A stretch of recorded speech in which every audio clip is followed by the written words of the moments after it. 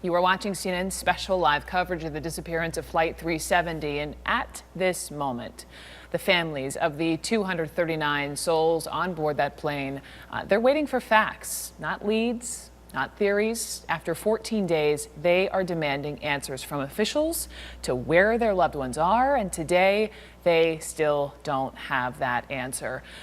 Look at these pictures. I mean, you don't even have to speak the language. We can show you still pictures, and this translates, because this is what these unanswered questions are doing to them emotionally each and every day. The anguish on their faces. Oof. Just a short time ago, one father told us he can't sleep each night. I can't sleep each night because all I think about is my son. Up until now, what else can we do?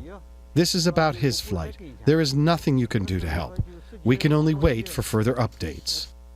In Malaysia's capital, officials told families today they cannot confirm the debris spotted is in fact from a plane, but a father of a passenger says if it is the plane, he will accept it. As a father, I hope that all the passengers on Flight 370 are safe. My feeling is, personally, I am grateful to the Australian government for finding it. Both governments, Australia and Malaysia, I thank them.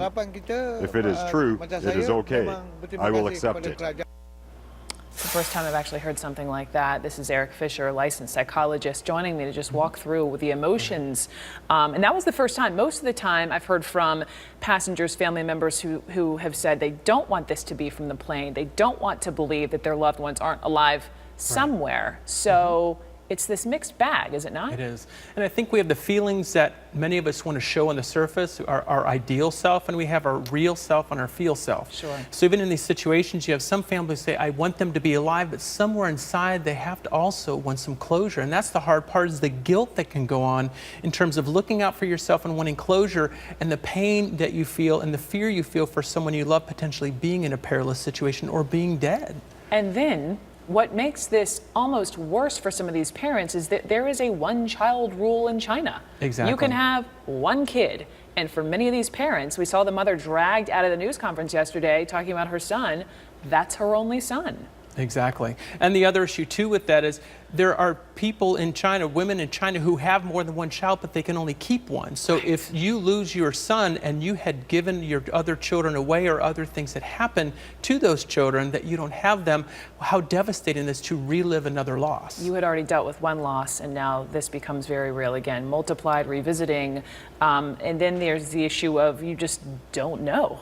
Right. I mean, I'm losing track of the days, 14, 15, and how do you start the grieving process? Do you allow yourself to begin that, even though you don't know definitely what happened to your son, daughter, aunt, uncle?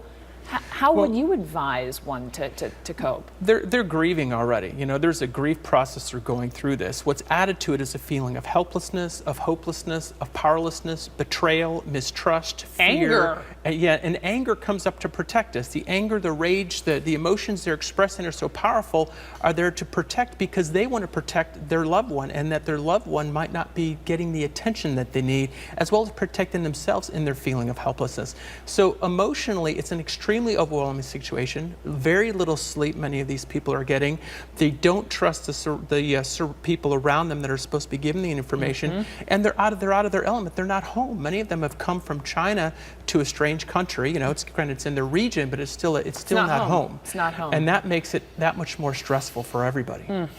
Thinking about them, I come back to at least thinking they're all together. It's not like this is one family dealing with this one mystery. It is a mass amount of people, hopefully talking, coping, hugging one another. Erik Fisher, thank you so much for your expertise as always. Coming up next.